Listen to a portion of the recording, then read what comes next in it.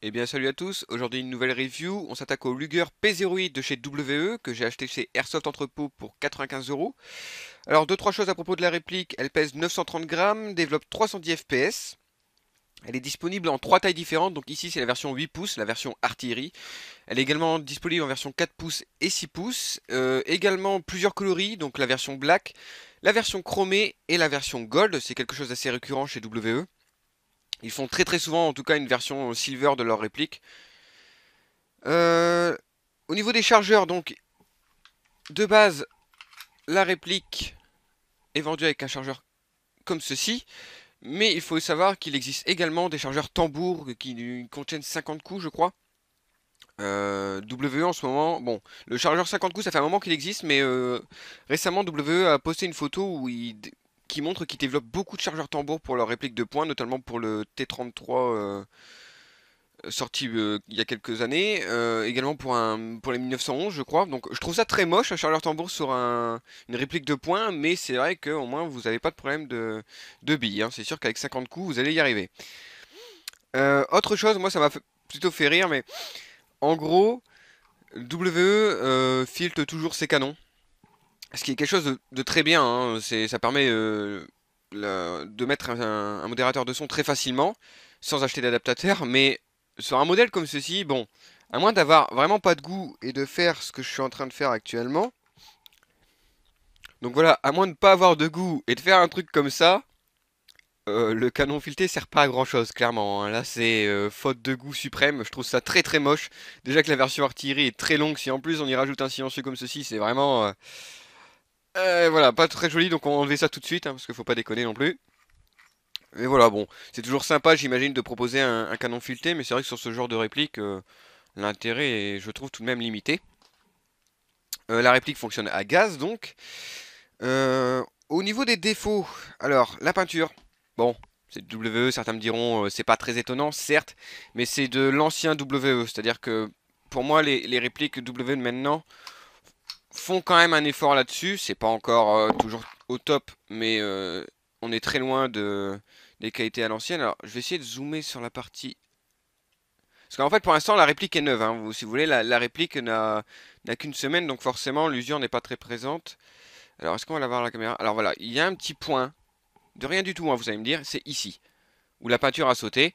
Alors vous allez me dire, ouais, c'est quasiment rien. D'accord, sauf que la réplique a une semaine. Et cette marque, elle a été provoquée lorsque j'ai enlevé l'étiquette. Vous savez, la fameuse étiquette blanche un peu moche qu'on a lorsqu'on achète une réplique qui indique sa puissance. Et ben, alors que j'ai pas du tout, et j'y ai pas été comme un bourrin, hein, et ben ça a déjà fait une marque sur la peinture. Donc ce qui clairement me fait penser que la peinture est à chier, clairement. Faudra voir ce que ça va donner sur la durée, mais voilà, pour que la peinture s'écaille vraiment avec rien, on est clairement sur de la finition à l'ancienne de WE. Également au niveau, bon, des petits défauts quand même au niveau de l'esthétique, c'est les plaquettes, je trouve, qui sont en plastique et qui font quand même un peu cheap. Bon, certains les trouvent immondes, moi j'irai peut-être pas jusque-là, j'ai vu pire, mais c'est vrai que, bon, on a vu mieux, hein, en termes de plaquettes. Après, il faut garder en tête également que la réplique n'est pas très chère. En tout cas, moi je l'ai pas payé cher, donc c'est vrai que du coup, à ce prix-là, on peut pas non plus en demander trop, j'imagine. Au niveau, alors ça, je pourrais pas vous le montrer, mais alors il y a divers marquages. Alors c'est D15 et un 1915 au niveau du dessus, on pourra pas vraiment les voir, mais et j'ai un tout petit défaut. Alors vraiment, faut mettre l'œil dessus, hein, et c'est pas énorme, mais en gros, le 5 du 1915, il y a un petit défaut de gravure sur le 5. On voit la petite pointe qui a un petit peu ripé, j'imagine, à la fin du marquage. C'est vraiment minime, hein, c'est pas un gros point de marquage très moche, mais on voit très bien que par rapport aux autres 5, il y a un petit souci de finition. Au niveau des défauts, alors ça, je n'y ai pas encore eu le droit, hein, parce que la réplique est neuve. Mais visiblement, si vous vous servez assez souvent de cette réplique, certaines pièces vont s'user et inévitablement la réplique va finir par tirer en automatique.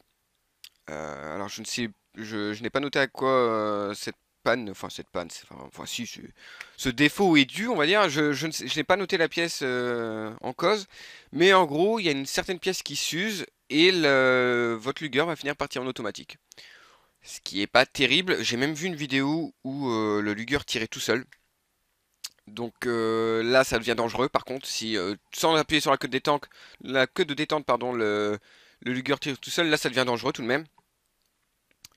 Et également en défaut, la qualité des matériaux. Alors, c'est du Zamac parce que WE, hein, c'est du métal, certes, mais c'est pas de l'acier, hein, ou du fer. C'est du Zamac, c'est un alliage, et de l'aluminium. Et si je le note en défaut, c'est que en temps normal, le Zamac et tout, ça me dérange pas trop. Parce qu'il faut pas assez. Enfin, pour une réplique à peine 100 euros, vous n'allez pas avoir de l'acier, ça me paraît évident. Mais la présence d'aluminium m'emmerde beaucoup pour le custom esthétique que je compte faire.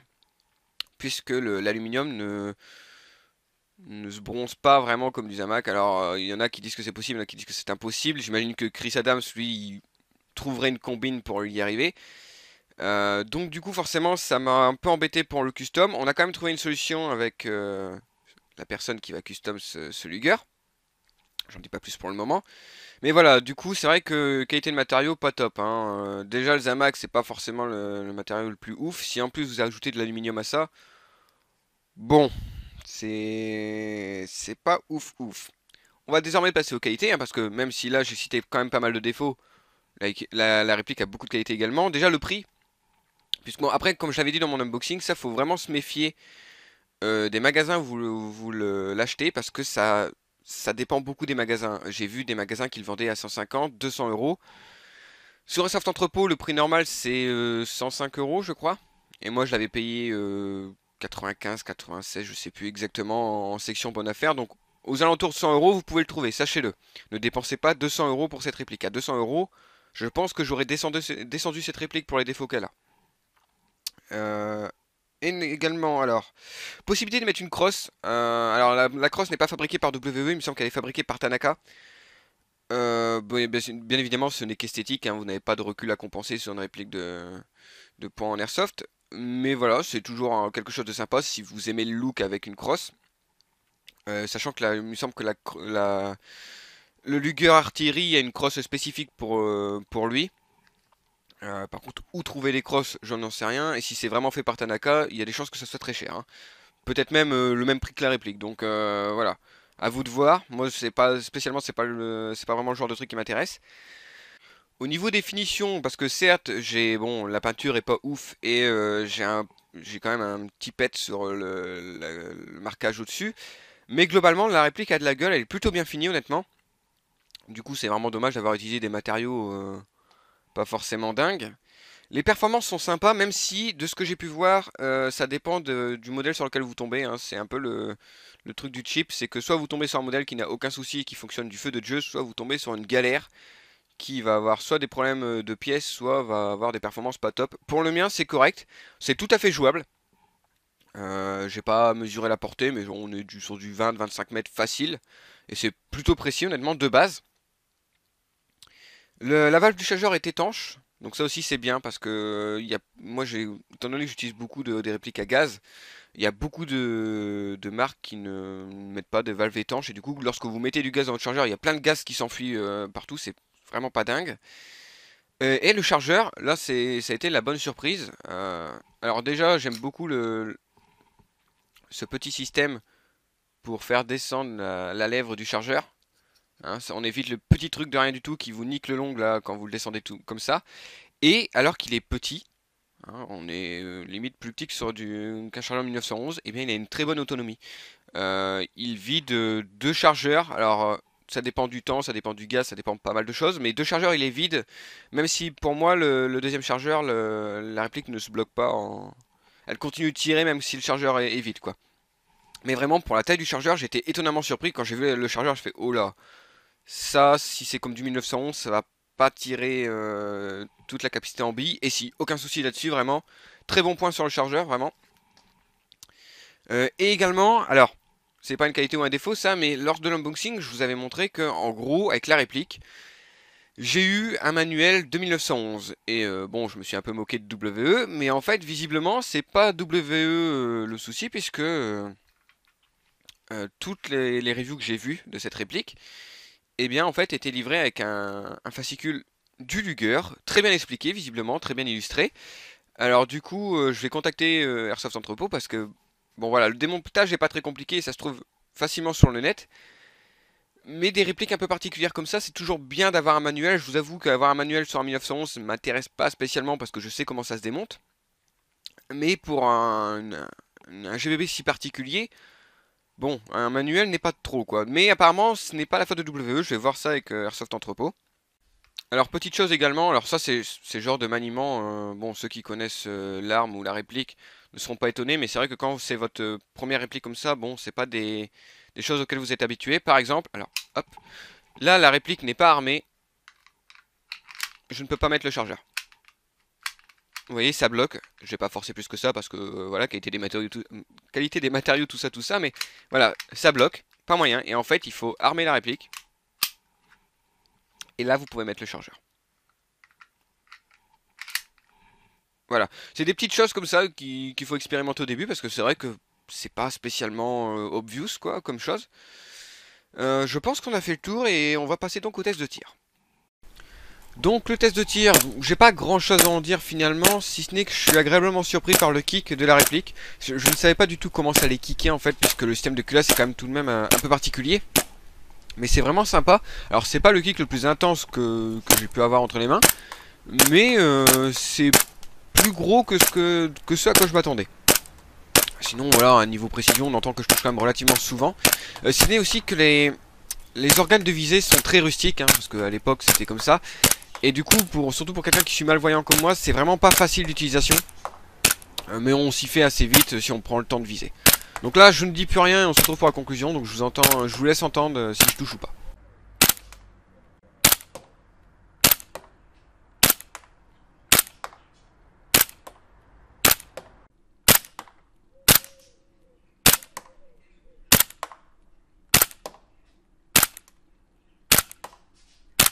Pour conclure, on est donc ici en présence d'une réplique d'une arme mythique, hein, parce que clairement le Luger P08, il a tellement une gueule particulière qu'on le reconnaît toujours. La réplique est peu chère, bon, et bien évidemment ça dépend de où vous l'achetez, mais sachez qu'elle est quand même trouvable pour une centaine d'euros, ne dépensez pas 200 euros pour ça, vraiment, ce serait limite du vol. Euh, Elle souffre de quelques défauts, notamment la qualité des matériaux que moi je trouve vraiment pas terrible, hein. L'aluminium c'est pas ouf, déjà que le Zamac c'est pas terrible, alors l'aluminium c'est encore pire selon moi. L'usure de la pièce là qui fait que ça tire en automatique, ça pareil, bon ça doit être réparable mais c'est pas super non plus. Mais elle offre quand même de très bonnes performances, donc moi en l'occurrence je suis collectionneur, donc ça va rester sur une étagère après le custom. Je vous ferai une vidéo du custom également. Mais il faut garder en tête que c'est parfaitement jouable, hein. De tous les tests que j'ai fait, c'est nickel. Là-dessus, vous pouvez tout à fait jouer avec. Bonne puissance, bonne précision, bonne portée, en tout cas sur mon modèle. Et en plus, il faut savoir qu'il n'y a pas non plus des dizaines de marques qui font des Luger. Il me semble que KWC en fait un, que Tanaka en fait un. Tanaka, je suis pas sûr, mais voilà. Ils ont tous plus ou moins des défauts parce que les Luger, c'est pas comme des M9, comme des 1911 qui ont beaucoup de clones et du coup la mécanique est rodée, ou comme des M4 par exemple, où vraiment la mécanique est rodée, donc vraiment là-dessus il n'y a pas de souci. Un Luger c'est une mécanique particulière, donc forcément il y a quelques ratés à ce niveau-là, mais globalement la réplique est très bonne, vraiment. Voilà, j'espère que cette review vous aura plu. En attendant, salut à tous, à la prochaine.